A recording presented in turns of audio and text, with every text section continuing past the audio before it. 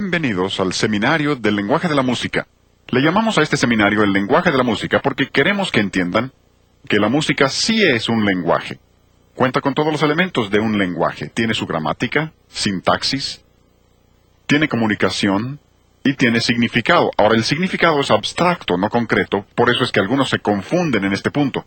Pero sí es un lenguaje. Y en estas sesiones les vamos a mostrar que la escritura enseña esto, que hay lenguaje en la música. Incluso es una de las ilustraciones que usa la Biblia. Y además de los musicólogos, en el campo de la psicología de la música, y particularmente los que estudian la sociología de la música, reconocen el hecho, y todos están de acuerdo, en que la música es un lenguaje. Y si podemos entender el lenguaje, podremos tener discernimiento en el campo de la música, porque nada puede conocerse de la verdad aparte del lenguaje. Esa es una aseveración de un gran filósofo, y él reconoce el hecho de que si no nos ponemos de acuerdo respecto a los términos de nuestro lenguaje, si no estamos de acuerdo sobre los significados de nuestras palabras, no habrá comunicación entre nosotros. Así que si no entendemos lo que se está diciendo en ese lenguaje, no habrá una comunicación correcta. Así que es importante que entendamos que la música es un lenguaje y debemos saber cuáles son los elementos de ese lenguaje si vamos a entender la música. Ahora, el seminario se divide en 6 sesiones. La primera sesión que veremos hoy se llama El Dios de la música. ¿La música fue una idea tardía de Dios? ¿O es algo que forma parte permanente de la economía divina? A la segunda sesión le llamamos El mensaje de la música. ¿Qué es lo que se está comunicando? ¿Puede la música comunicar ideas? ¿Puede la música comunicar algo? ¿Y podemos entender lo que la música está comunicando? La tercera sesión se llama el sonido de la música. Si la música comunica, ¿cómo sabemos qué sonidos comunican qué cosa? ¿Podemos entender? ¿Habrá principios que nos muestren cómo debe ordenarse nuestra música? Luego, el mensaje número 4 versará sobre lo que llamamos el evangelio de la música. ¿Se relaciona la teología con la música? Y tenemos ciertos tipos de música. ¿Habrá también ciertos tipos de teología que van con esa música? En el mensaje número 5 hablamos acerca de los efectos de la música. ¿Nos afecta la música? Y si nos afecta, ¿cómo nos afecta? ¿Y qué es lo que nos afecta? Y si entendemos eso, ¿podemos entonces saber qué clase de música debemos tener? ¿Por los efectos que produce? Y luego en la última sesión, hablaremos acerca del propósito de la música. ¿Para qué nos dio Dios la música? ¿Para qué la tenemos? ¿Cuál es el propósito básico, subyacente, y para qué nos dio Dios la música?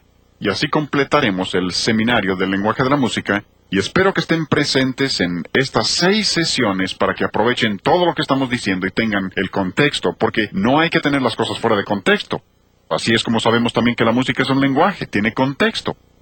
Y si tomas un sonido equivocado y lo pones en el lugar equivocado, lo tienes fuera de contexto.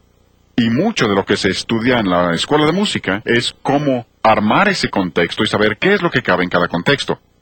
Así que espero que no se pierdan ninguna de las 6 sesiones para que tengan el panorama general de lo que Dios nos está diciendo acerca de la música. Queremos usar como lema para nuestro tiempo juntos la palabra de Dios. Y una de las primeras cosas que descubrimos viene de 1 Corintios, capítulo 14, versículo 7. Ahí el apóstol Pablo, y hablando de lenguaje, saben que los capítulos 12 al 14 de 1 Corintios tiene que ver con lenguaje, y Pablo está corrigiendo los abusos ahí en la iglesia de Corinto. Y lo que usa como ilustración en el capítulo 14 es la música. Porque llega al versículo 7 y dice, si la flauta o la cítara, y hablaremos después de lo que significan algunas de las palabras que se usan para esos instrumentos. Pero dice, si no dieren distinción de voces, ¿cómo vas a saber lo que se está comunicando? O sea que Pablo está diciendo, miren, se trata de un lenguaje. Y luego en el versículo 8 continúa y dice, si la trompeta diere sonido incierto, ¿cómo vas a saber lo que debes hacer? Si debes ir a pelear, si te están llamando a levantarte en la mañana, ¿cómo vas a saber si no conoces el lenguaje? Y como veremos más adelante, aún en este pasaje, donde muchas veces hemos pensado que se refiere a la letra, en la mayoría de los casos, se está refiriendo a la música misma. Y dice, si diere un sonido incierto, o sea que si no conoces el lenguaje, ¿cómo vas a saber lo que debes hacer? Así que toda nuestra tesis está fundada en un principio bíblico que se aplica a todas las áreas de la vida. En este seminario solo vamos a aplicarlo al área de la música, pero esto se aplica a toda la vida. Nuestro lema para las 6 sesiones será Efesios 5:10. El versículo dice que tú y yo como creyentes debemos de estar comprobando lo que es agradable al Señor. Vamos a repetir el versículo juntos empezando por la cita. ¿Vamos? Efesios 5:10. Comprobando lo que es agradable al Señor. Observen ahí la palabra comprobando. La palabra comprobando, en este caso, como en muchos otros en la Biblia, significa poner a prueba las cosas. Dios quiere que pongamos a prueba las cosas. Algunos dicen, pues cuando haces eso estás juzgando. No. Juzgar es pronunciar sentencia sobre alguien o algo. Y aunque la Biblia nos pide en ciertos casos que hagamos eso, aquí no se está refiriendo a eso. Aquí se refiere a poner a prueba. Ponemos a prueba casi todo. Supongamos que voy al médico. Me dice que tengo un tumor cerebral y quiere hacerme una cirugía de cerebro. Estando ahí en el quirófano me mira y me dice, hay algo que debes saber antes de comenzar. Le pregunto, ¿qué cosa? Dice, nunca he estudiado medicina, pero amo mucho a la gente. Y le digo, ya me daba temor cuando creía que sabía lo que estaba haciendo. ¿Por qué? Quiero que sea probado, quiero que apruebe. Supongamos que te subes a un avión. Se dirige a la pista del aeropuerto para despegar. Y se oye la voz del piloto que anuncia, amigos, deben saber algo antes de volar el día de hoy. Te preguntas, ¿qué irá a decir? Y luego oyes que dice, nunca he tomado lecciones de vuelo, ni siquiera he volado antes. Dirás, déjenme bajar. ¿Por qué? Quieres que sea probado, quieres que sepa. ¿Supieron del piloto que llamó a la torre de control? Preguntó, ¿qué hora es? Le contestaron, ¿qué línea es? Dice el piloto, ¿qué importa qué línea es? Solo quiero saber la hora. El controlador le dice, si es American, son las 3 de la tarde. Si es mexicana, son las 15 horas. Si es la línea Patito, la manecilla corta está en el 3 y la larga está en el 12. Veo que algunos de ustedes han volado en esa línea. Tienen sus problemas, ¿no? Pero de nuevo, es que queremos que sean probados. Y esto es lo que dice Dios que tú y yo debemos hacer. Dios dice que nosotros como hijos de Él debemos comprobar lo que es agradable. ¿A quién? A ver, ¿a quién? Al Señor. No es lo que me guste a mí o lo que te guste a ti o a otro. ¿Han observado que todos son expertos en el campo de la música? ¿Se han fijado? No sabrán leer nota, no sabrán cantar, no conocen técnicas correctas, pero yo sé lo que me gusta. ¿Han oído eso, no? Díganme, ¿el hecho de que te guste lo hace bueno? Tienen miedo de contestar, ¿no? No, hay muchas cosas que me gustan, pero las rechazo porque sé que son malas. El asunto no es si me gustan o no. Otros dicen, pues a mí no me gusta.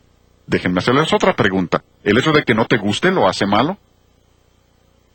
No. Y de nuevo, algunos dicen, pues es que tú te opones a la música rock porque no te gusta. Eso no tiene nada que ver. No me hubiera querido levantar esta mañana. No me gusta levantarme por la mañana, pero me levanté no porque me gustara o no me gustara, sino porque sabía que era lo correcto. Otros dicen, pues para mí es de tanta bendición. Y piensan que con eso ya te acorralaron. No, a mí me han dicho algunos que les ha sido de bendición Jesucristo superestrella. ¿Eso significa que superestrella sea bueno? No, ahora yo dudo de su bendición. Pero me refiero a que aun cuando hayan recibido bendición, de alguna manera, accidentalmente a pesar de ello, eso no significa que la obra misma sea buena. Algunos dicen, bueno, es que tú eres viejo. Y yo soy joven. Es que a ti te gusta la música de viejos porque estás tan viejo. Y no soy tan viejo como aparento. Se le he pasado enfermo. Soy maduro por mi edad. El pelo canoso es muy engañoso. Otros dicen, yo soy del rancho, así que me gustan las rancheras. Tú eres de la ciudad, así que te gusta la música de la ciudad.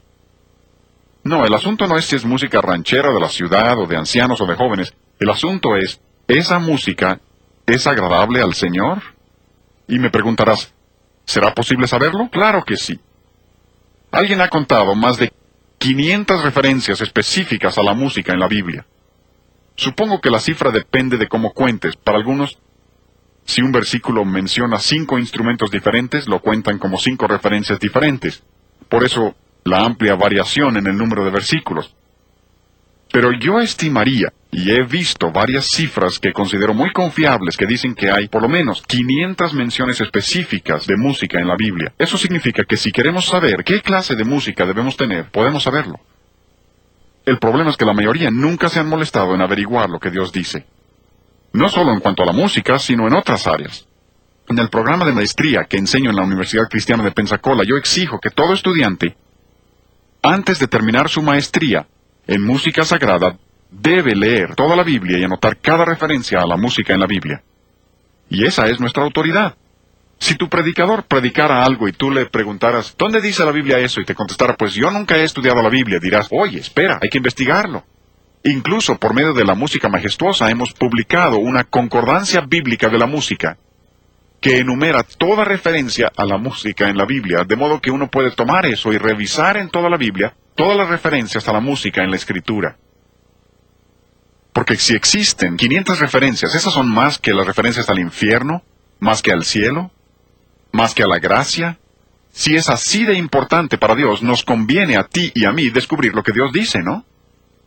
Pero como la gente no ha tomado el tiempo para hacer eso, se han desviado por toda clase de filosofías. Como no han comprobado lo que es agradable al Señor, han aceptado toda clase de cosas diferentes.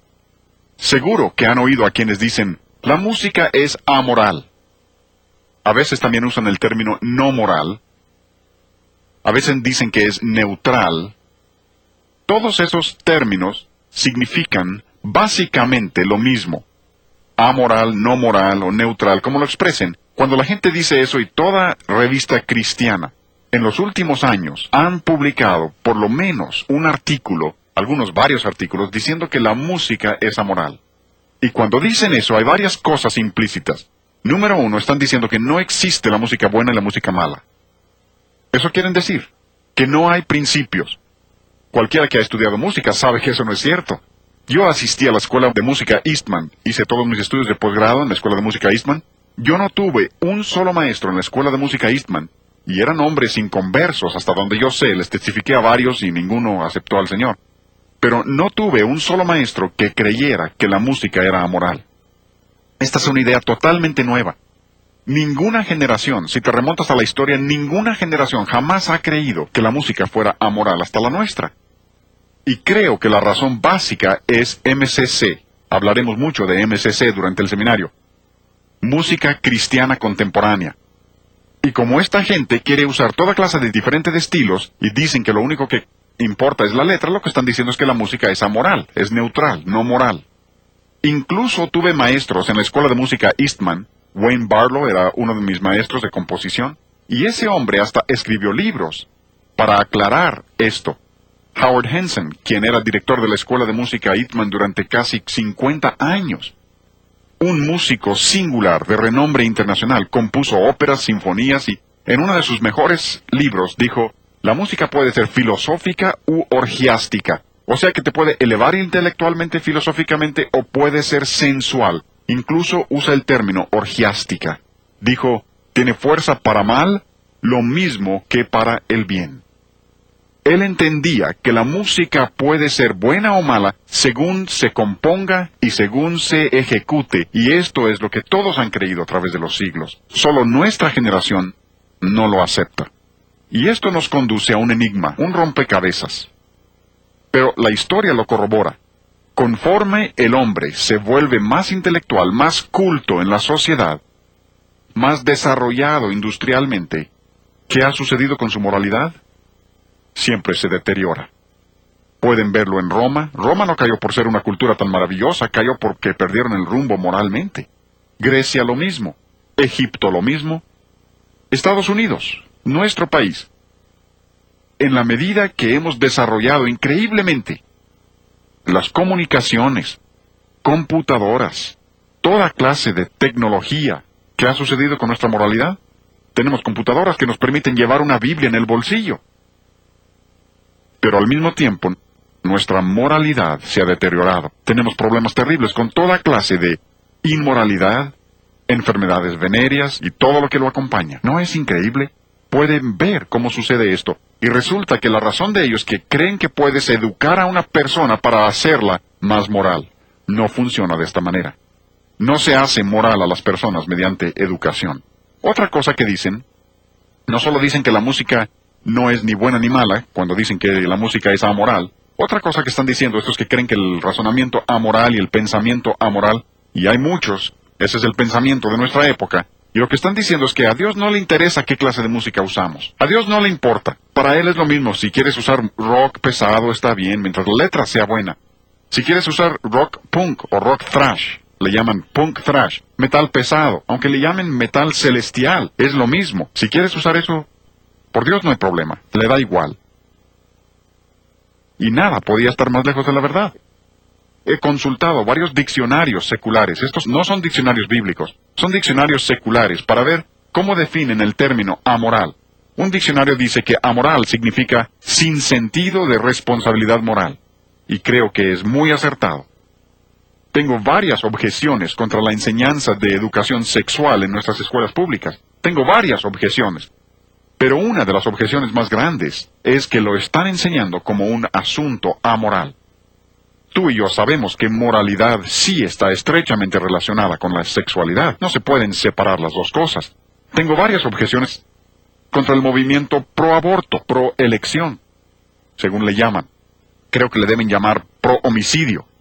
Tengo varias objeciones, pero una de las objeciones más grandes es que lo están presentando como un asunto amoral. O sea que puedes matar a una persona que aún no ha nacido y decir que no tiene nada que ver con principios morales. Pero esta es la filosofía de nuestra época, ha penetrado a todas las áreas de nuestra vida. La educación sexual, medicina, aborto. Una de las cosas que son interesantes para mí al descubrir esto, es que muchos médicos en la actualidad no toman el juramento hipocrático que tomaban todos los médicos hasta hace pocos años. ¿Y por qué?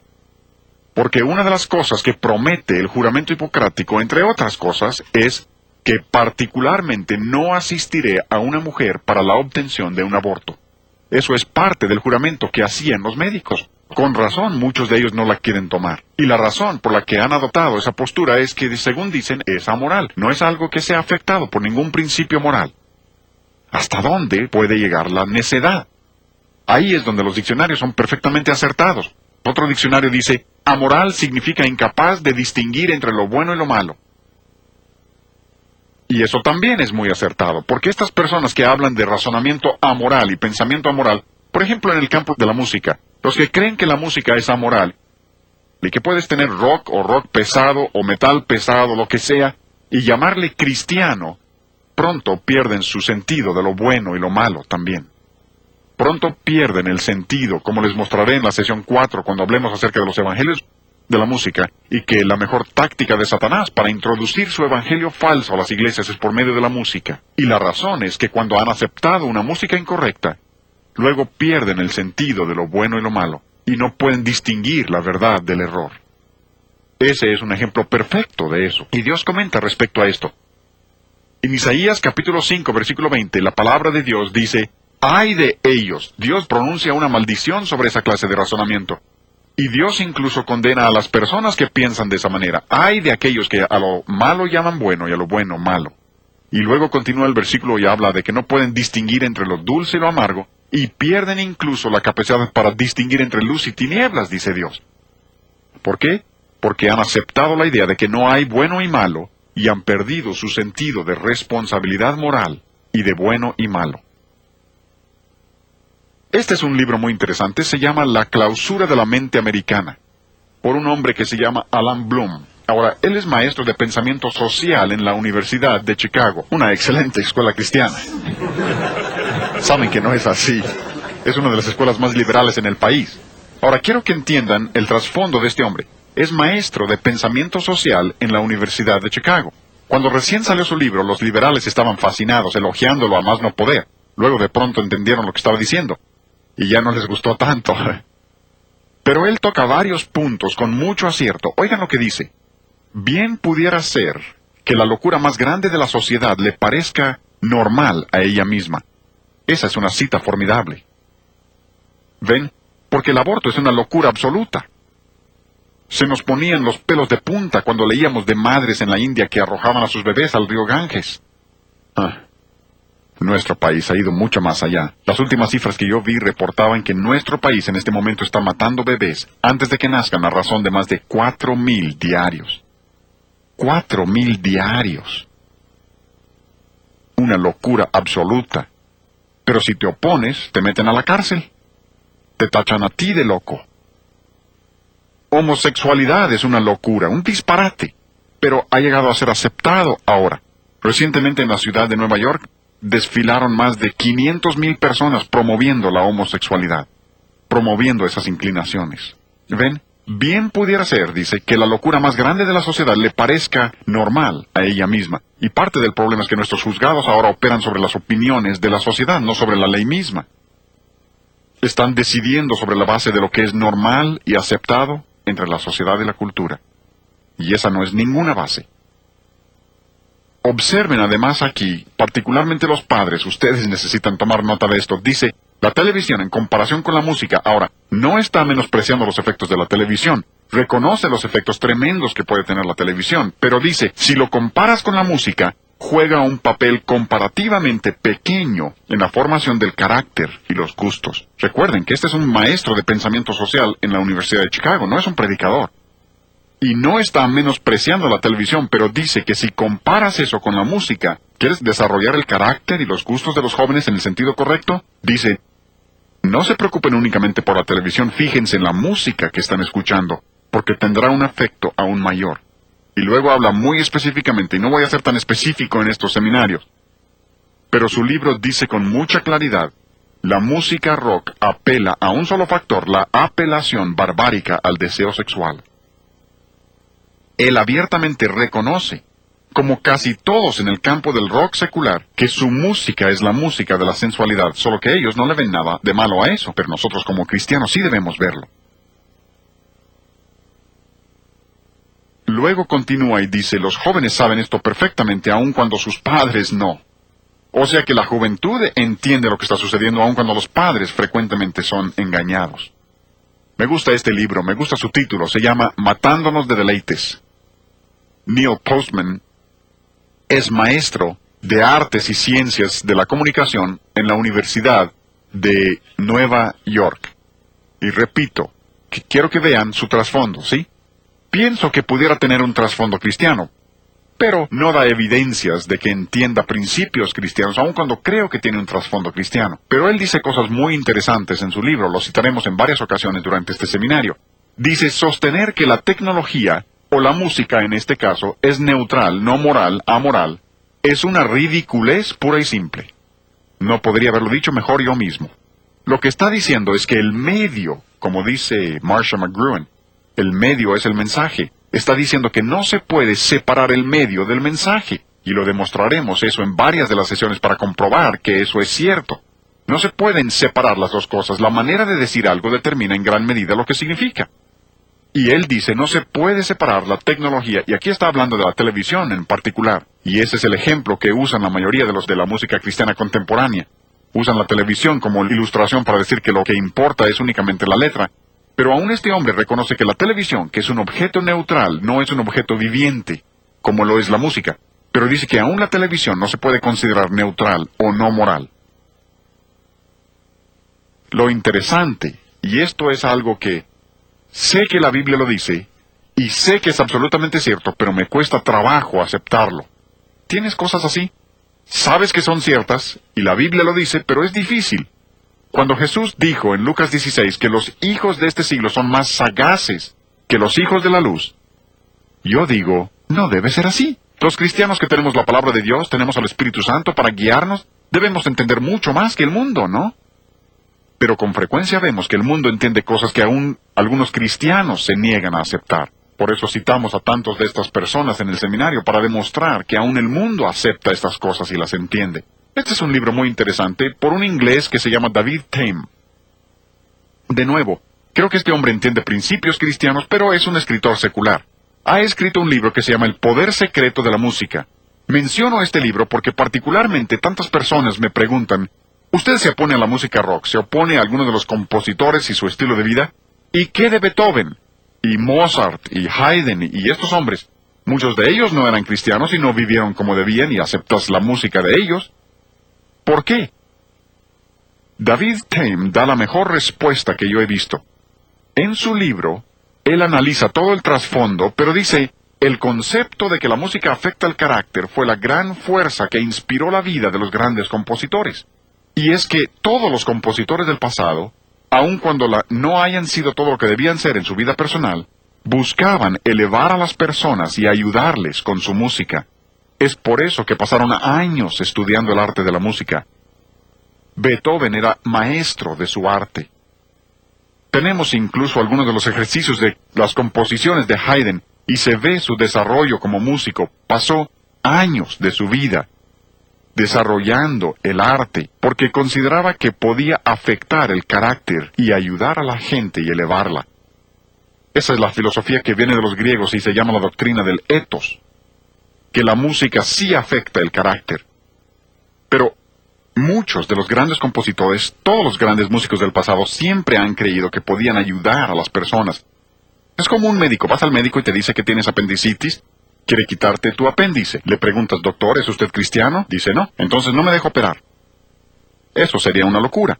Ahora, yo prefiero al médico cristiano si es posible, pero no siempre es posible encontrar uno. Pero si es fiel al juramento hipocrático, hará lo mejor que puede hacer por mí. Y de todas maneras, solo Dios puede sanarme. Confiaré en él en el campo de la medicina. Posiblemente sea mal hablado, fumador, toda clase de cosas. Y no confío en él en esas áreas, pero sí confío en el área de la medicina. Pueden confiar en Beethoven, Haydn, Mozart, en el campo de la música, porque son expertos e intentan elevar a las personas. A veces incluso le llaman una experiencia espiritual. No entienden lo que es una verdadera experiencia espiritual. Cuando yo tocaba con las orquestas sinfónicas hace años, tocábamos, por ejemplo, la 9ª Sinfonía de Beethoven, y algunos de los músicos decían, ¡qué maravillosa experiencia espiritual! Yo siempre diría, no, era elevador, pero no espiritual, porque la espiritualidad únicamente viene por Jesucristo y su palabra, no viene por medio de la música. Pero todos los compositores del pasado han reconocido el enorme poder de la música. Continúa y cita a Aristóteles. Si uno escucha música mala, tiende a ser una persona mala. Si escucha música buena, tiende a ser una persona buena. ¿Ven? A través de los siglos los hombres han pensado así. Aristóteles creía esto, Pitágoras lo creía. Podríamos enumerar un sinfín de hombres del pasado que entienden que la música sí afecta el carácter. De nuevo, lo que estamos diciendo, y queremos repetirlo juntos, es Efesios 5:10, comprobando lo que es agradable al Señor. Ahora, si vamos a hacer eso, tenemos que ir a la Escritura. Así que vamos a 3 versículos que quiero que escriban, porque quiero que recuerden estos. Estos son de enorme importancia. Esto será fundamental para todo lo demás que digamos en el seminario. Y si entienden lo que estamos diciendo aquí, habrán adelantado mucho en el desarrollo del discernimiento en el área de la música. Quiero darles 3 versículos que nos enseñan 3 cosas acerca de Dios, y los 3 versículos dicen básicamente lo mismo. Y como dijimos antes, siempre que Dios repite algo es con un propósito. A ti y a mí se nos acaban las palabras. Cuando alguien te pregunta, qué gusto verte, ¿cómo estás? Realmente no quieres que te cuente. Si te empieza a contar del dedo que le duele, de sus caries, realmente no querías saber eso, solo es una manera de saludar. Pero Dios no hace eso. Cuando Dios repite algo es con un propósito. Y Dios repite esto 3 veces. La primera vez está en Éxodo, en el primer canto que la Biblia contiene, Éxodo 15:2. Eso está en los libros históricos. Si pasamos a los libros poéticos, en el Salmo 118:14 encontraremos la misma verdad. El segundo grupo importante del Antiguo Testamento, la misma verdad. Si pasamos a los libros proféticos, el tercer grupo importante, en Isaías 12:2, encontraremos la misma verdad. Y para mí es interesante, además, que Dios enseñe esto en las 3 secciones importantes del Antiguo Testamento. Y uno de los lugares es el más interesante que les mostraré en un momento. Pero los 3 versículos dicen lo siguiente, de una manera u otra. Jehová, se refiere al Señor, Yahvé, Jehová es mi fortaleza y mi cántico, y ha sido mi salvación. Estos versículos nos enseñan 3 cosas acerca de Dios. Primero, estos versículos dicen que Dios, el Señor, es nuestra fortaleza. Él no solo nos da fortaleza como cristianos, Dios es nuestra fortaleza. ¿Entienden eso? Jesús lo dijo de esta manera. En Juan capítulo 15 dice, yo soy la vid, vosotros sois los pámpanos. Si los pámpanos no permanecen en la vid, ¿qué sucede? Se seca, muere. ¿Por qué? Porque la vid es la fortaleza de los pámpanos. Por eso dijo, sin mí nada podéis hacer. Tenemos que permanecer en Cristo. Jesús dijo, tienen que permanecer en mí. Mis palabras deben permanecer en ustedes. Es que la vid no solo provee fuerza para el pámpano, la vid literalmente es la fuerza del pámpano. ¿Me entienden? Dios es nuestra fortaleza, ¿sí? Voy a pasar a lo tercero, regresaré a lo segundo en un momento. También dice, Él es nuestra salvación. Y creo que aquí cambia un poco la sintaxis. Porque de una manera muy singular, por medio de la encarnación, Jesucristo ha llegado a ser salvación para nosotros. La salvación no está en una iglesia, la salvación no está en un credo, la salvación no está en una religión. La salvación está en una persona. Si no tienes a la persona, no tienes salvación. Y la persona es Jesucristo. ¿Sí? ¿Me están entendiendo? Dios es nuestra fortaleza, Dios es nuestra salvación. Pero observen lo que dice entre esos dos, sin perder un solo paso. Dice, Jehová es mi fortaleza y mi cántico. Dios también es nuestro cántico. Yo sé que alguno dice, pues probablemente ese es un cántico de alabanza a Dios o un cántico que se refiere a Dios. No. La palabra que ahí se traduce cántico, como muchos términos que les mostraremos en este seminario, no se refiere a alabar a Dios con palabras, se refiere a la música misma. El término hebreo es simrat, que literalmente significa música instrumental, a eso se refiere. Dios es mi instrumento, y la palabra literalmente significa pulsar las cuerdas de un instrumento. Incluso ahí les doy la referencia de Strong. El número que pueden consultar de Strong es 2176. Y a propósito, esta palabra únicamente se usa en estas tres citas. No está en ninguna otra parte del Antiguo Testamento. Y creo que cuando Dios limita de esa manera el uso de la palabra, intenta darle un significado especial. Porque esa palabra viene de la palabra samar, que literalmente significa hacer sonar las cuerdas del instrumento, no con púa, sino con los dedos mismos. Amigos, lo que nos dice esto es que Dios es nuestra música. Así como Dios es nuestra fortaleza, así como Dios es nuestra salvación, Dios mismo también es nuestra música. La música es parte de la naturaleza de Dios. Dios mismo es musical. Me preguntarás, ¿realmente crees que Dios es musical? Claro que sí. Incluso la música es lo único que yo sepa. Si tú sabes de otras, me gustaría saberlo.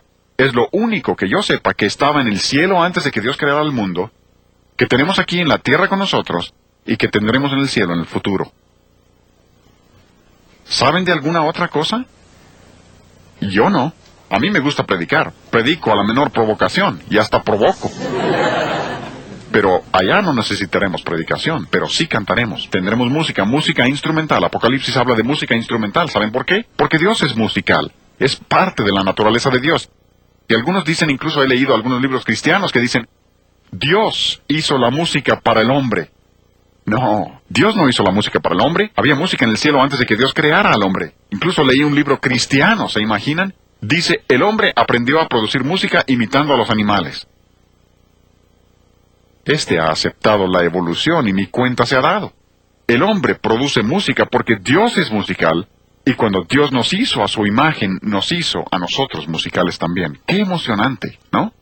La música es parte de la naturaleza de Dios. Eso significa, y óiganme muy bien, esto es importante, y no les estoy enseñando verdades nuevas, ¿sí? Si es verdad nueva, es herejía. Lo que les estoy enseñando es algo que yo considero ha sido descuidado en el entendimiento de las personas. Pienso que hace siglos la gente entendía esta verdad. Y en nuestra generación, cuando tenemos más proliferación de la música, tenemos menos entendimiento de ella. Yo recuerdo, y esto como adulto, haber manejado mi auto pensando, ¿no sería maravilloso poder tener un tocadiscos en el auto? Y pensé, nunca se podrá porque no hay manera de hacer que la aguja permanezca en el disco.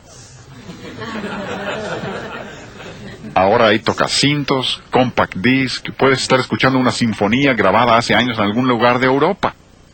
¿Cómo le hubiera gustado eso a Bach?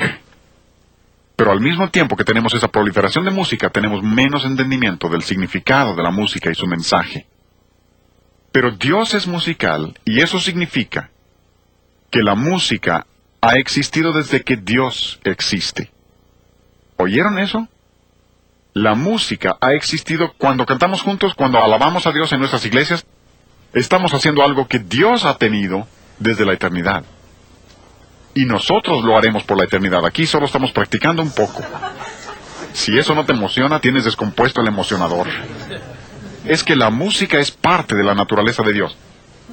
Ahora lo que sigue se va a poner un poco técnico, pero quiero que vean que sí existen pruebas de lo que estoy diciendo. Por ejemplo, en Sofonías 3:17 dice, Jehová está en medio de ti, poderoso, Él salvará, se gozará sobre ti con alegría, callará de amor, y ¿saben qué más dice? Se regocijará Dios sobre ti, su Hijo, con cánticos. Dios dice que cuando tú y yo hacemos lo correcto, ¿qué hace Dios? Canta. Así dice. Dios canta. Incluso, eso es fascinante si lo estudian a través de toda la Escritura, que Dios no solo canta, sino que toca la trompeta. Zacarías 9:14. Y Jehová el Señor tocará trompeta. El Señor toca. Así dice. No discutan conmigo, discutan con Dios. Dice, y Jehová el Señor tocará trompeta. Así dice la Escritura. Dios toca la trompeta. Y esto es fascinante para mí. Nunca había reparado en esto hasta hace poco, que cuando llegas a 1 Tesalonicenses 4:16, donde habla del regreso del Señor, ¿saben qué dice? El Señor mismo, con voz de mando y con voz de arcángel y con trompeta de Dios, descenderá del cielo. Y si comparas eso con el pasaje de Zacarías, verás que Zacarías 9 también está hablando de la segunda venida del Señor. Y bien pudiera ser que Dios mismo es el que toca la trompeta. Dice, con voz de mando y con trompeta de Dios descenderá. Pudiera ser. ¿Por qué? Porque Dios es musical. Y creo que una de las cosas más interesantes en cuanto a esto es que Jesucristo mismo cantó cuando estuvo en esta tierra. ¿Cómo lo sé? Mateo 26:30. Jesús está con sus discípulos en el aposento alto, está a punto de salir al huerto y a la cruz. Y dice que una de las últimas cosas que hicieron, lo último dice que hicieron, y cuando hubo, ¿qué? Cuando hubieron cantado el himno. Cantaron un himno. Ahora, si conoces la historia de la Pascua, sabrás que había varios salmos, llamados los salmos Jalel.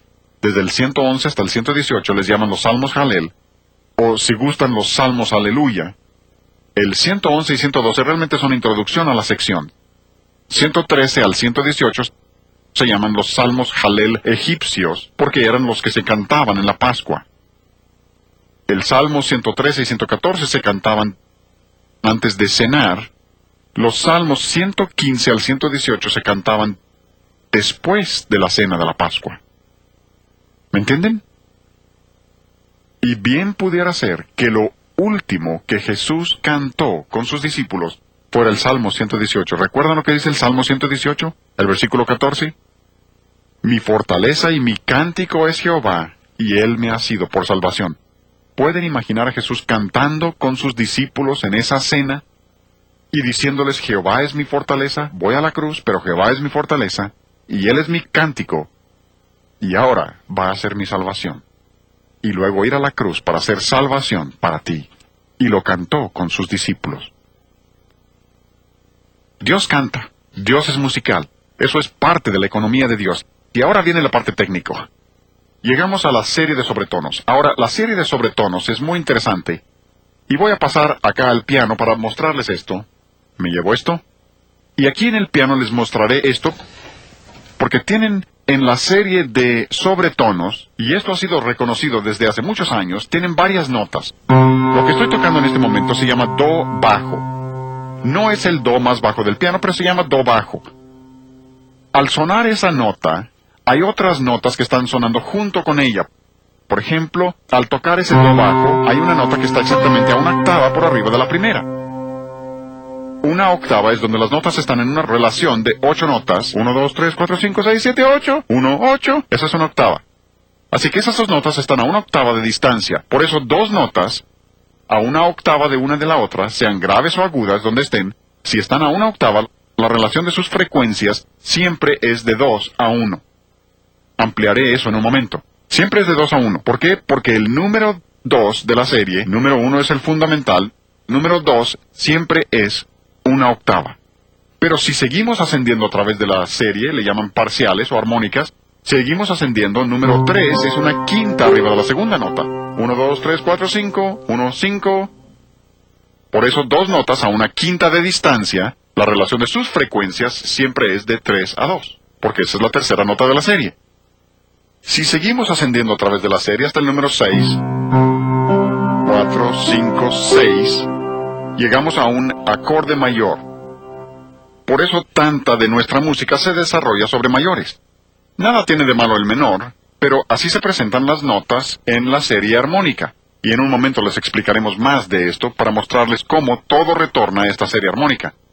Pero lo que quiero mostrarles ahora es que todas esas notas, desde 2 hasta 6, y observen que lo que les he anotado las frecuencias, el do bajo tiene 66 vibraciones, el siguiente 132, exactamente el doble. El cuarto, que está exactamente a una octava arriba del 2, tiene 264. Y si observan, todos esos números son múltiplos de 11.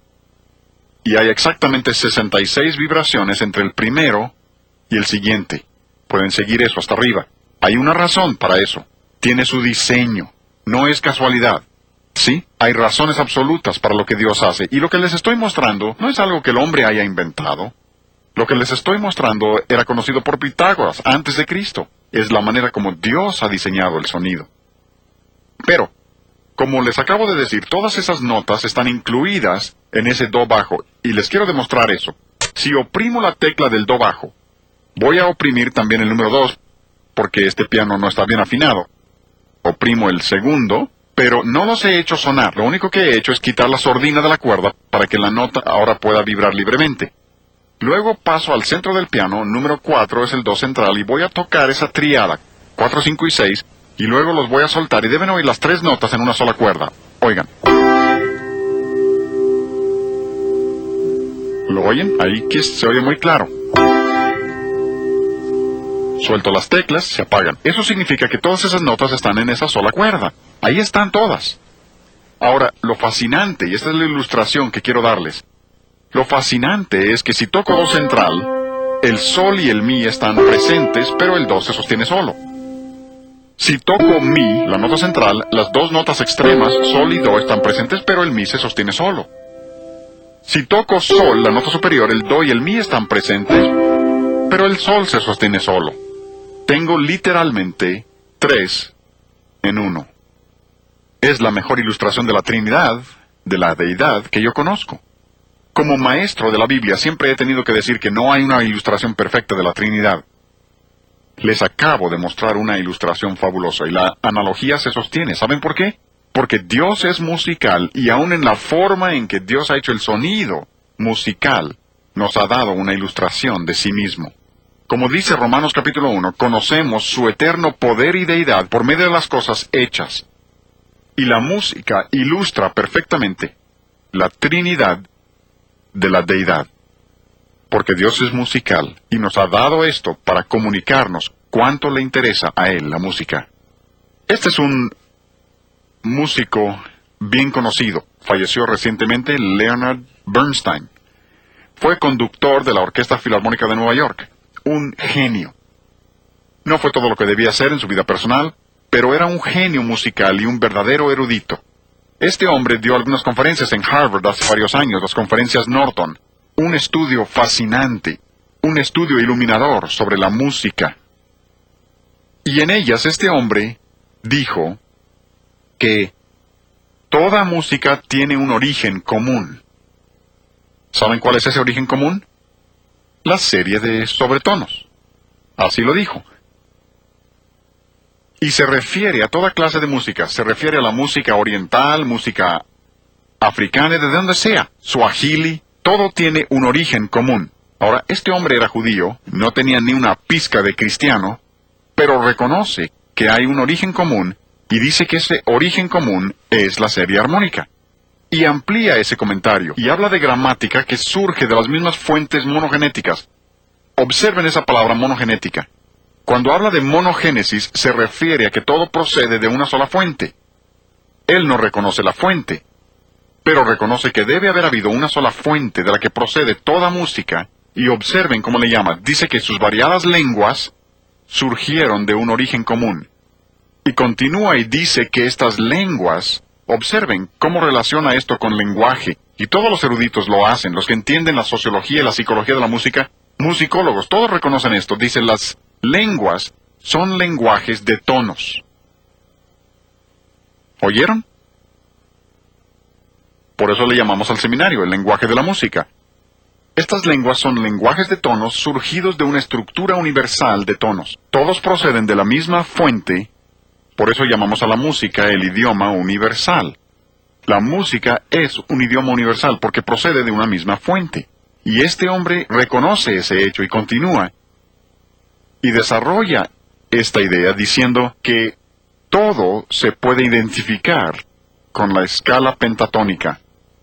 Es asombroso, porque la escala pentatónica surge de la serie de sobretonos, y no voy a tomar tiempo para mostrarles eso hoy, ya hemos visto mucho técnico, pero surge de la escala pentatónica y esa a su vez de la serie de sobretonos, y muchos de los cantos que ustedes y yo cantamos son pentatónicas y ni cuenta nos damos. Si quieren saber lo que es una escala pentatónica, van al piano y tocan todas las notas negras y tienen una escala pentatónica. Es una escala de 5 tonos. Les tocaré una pieza irlandesa que ustedes conocen.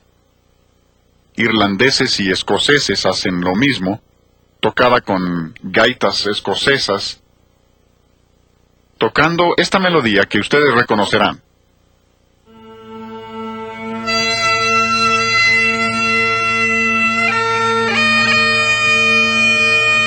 ¿Ya lo reconocieron?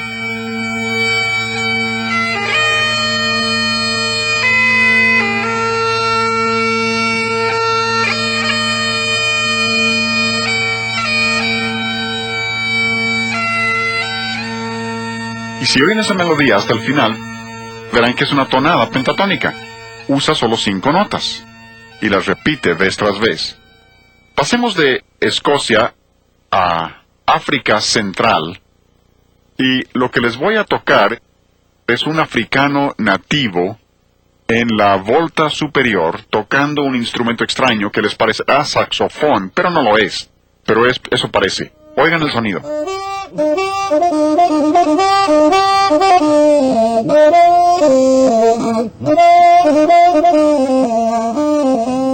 De nuevo, observan, tienen la escala pentatónica, incluso son las mismas notas del primer ejemplo, las mismísimas notas. África, Escocia. Esa escala pentatónica es parte de la monogénesis. Tenemos varios himnos que cantamos. Si cantan, cuán firme cimiento se ha dado a la fe. Esa es una melodía pentatónica. O, oh corazones te ofrecemos, Dios. Y así sucesivamente. ¿Cuántos cantos que conocemos? Lo mismo que en cualquier país. Descubrirán que muchas de las melodías originales, los nativos de ese país, proceden directamente de la escala pentatónica. ¿Por qué? Porque hay una sola fuente. Ahora, el señor Bernstein dice que su desarrollo se llevó 10 millones de años. Es asombroso. Eruditos que son y pierden el camino cuando aceptan la evolución. Nosotros sabemos que es porque Dios es la fuente, y Dios es musical, y cuando nos hizo a su imagen, nos hizo musicales, y puso ese lenguaje musical en todas las personas. Este es un libro muy interesante, por una mujer que se llama Connie Fortunato. La señora Fortunato es experta en el campo de la música infantil y la manera en que la música afecta a los niños. Dice cosas muy interesantes en el libro. Por ejemplo, habla de la manera en que la música afecta a los bebés, aún antes de que nazcan. Pueden oír sonidos, aún antes de nacer. Por eso nos dicen que un bebé reconoce su propio idioma para cuando tiene 3 días de nacido. Ya conoce su propio idioma porque lo ha estado escuchando desde siempre. ¿Y se imaginan luego abortar un ser humano con ese conocimiento? Nos dicen que un bebé puede aprender a reconocer una sinfonía de Mozart y entenderlo para cuando tenga 6 meses de edad. Y dicen que escuchar una sinfonía de Mozart por su orden complejo, si vieras algunas de mis obras para orquesta, siempre digo que la mejor herramienta es el borrador. Borro más de lo que escribo. Pero Mozart no. Mozart era tan genial que lo componía todo en su mente y luego anotaba lo que tenía concebido. No hay borraduras en su obra. Y dicen que esa organización compleja ayuda al niño a organizar sus pensamientos. Y Connie Fortunato continúa y habla del desarrollo de los niños como la música les ayuda en su desarrollo psicomotriz. su coordinación, comprensión, habilidades físicas. Pero dice que también les ayuda en su desarrollo afectivo, emocional. Para un desarrollo emocional correcto. Por eso una música mala te lleva emocionalmente en una dirección equivocada. Pero continúa y dice, tercero, también les ayuda en su desarrollo intelectual. Hablen con el director de banda en la escuela que ustedes gusten y les dirá que los niños más inteligentes de la escuela están en su banda. No es que los más inteligentes estén en la banda o en la orquesta. Es que estar en el campo de la música los hace más listos. Ayuda a su desarrollo intelectual. Así que la música nos afecta de muchísimas maneras. Y si la música nos afecta de esa manera, y la música es tan importante y debemos entender lo importante que es, entonces la música reflejará una filosofía. Toda música refleja una filosofía. Pasas por una cantina y están tocando cierta clase de música allí, ¿no? Esa música refleja la filosofía de ese lugar, por eso esa clase de música no cabe en la vida de un cristiano. Pasen por un club nocturno y oirán cierta clase de música allí, ¿no? Esa música refleja su filosofía y lo que creen en ese club nocturno. Por eso no debemos tener eso en nuestras iglesias ni en nuestros hogares. Muchas difusoras cristianas, no todas, muchas han tomado ese sonido de club nocturno y lo han introducido a nuestros hogares, enseñando a nuestros jóvenes a familiarizarse con ello y a disfrutarlo. Y con ello han destruido la separación que Dios quiere que haya entre nosotros y el mundo. Porque si su música no nos parece mala, el lugar tampoco nos parece tan malo. Refleja una filosofía. Y creo que necesitamos reconocer esto. Nuestra música sagrada refleja nuestro concepto de Dios. Toda música sagrada que usemos refleja lo que creemos acerca de Dios. Si usas música majestuosa como música sagrada, es porque crees en un Dios majestuoso.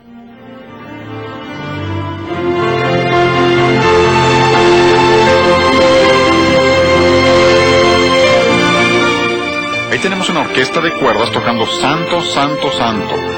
Observen la majestuosidad de la música porque está pintando un cuadro, si ustedes gustan, y mostrando que si creemos que Dios es majestuoso, nuestra música también debe ser majestuosa.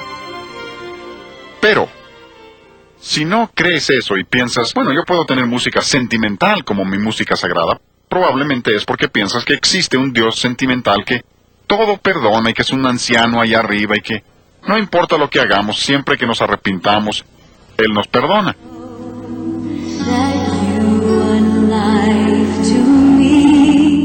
Oyen el son de club nocturno, mundano, velado, sensual, que usaría un cantante de club nocturno, y se supone que esa es música sagrada. Es puro sentimentalismo, o peor, sentimental. Pero, podemos ir más allá. Si tienes música pop, como tu música sagrada, es porque crees en un Dios pop.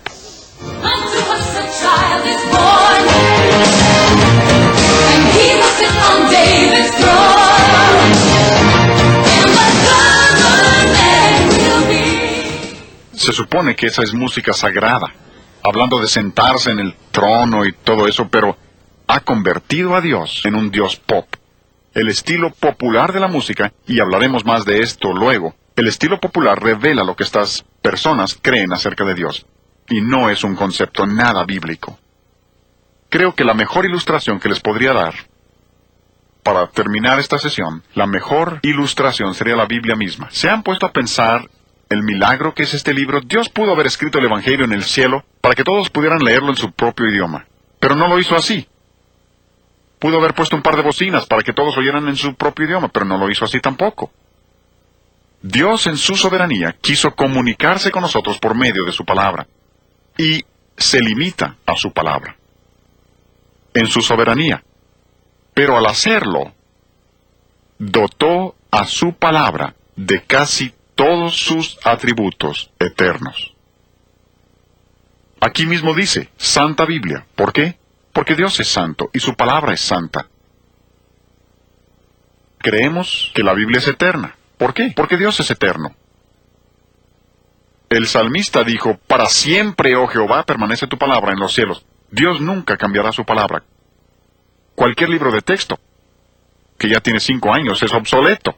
Han cambiado su manera de pensar. Dios no. Él nunca lo cambiará. Aún en la eternidad, Dios no faltará a su palabra. Nosotros creemos que la Biblia no tiene errores, ¿no? Es infalible. ¿Por qué? Porque Dios es infalible. Si tú crees que la Biblia tiene errores es porque crees que Dios comete errores. Y cuando Dios eligió comunicarse con nosotros por medio de su palabra, dotó a su palabra de todos sus atributos eternos.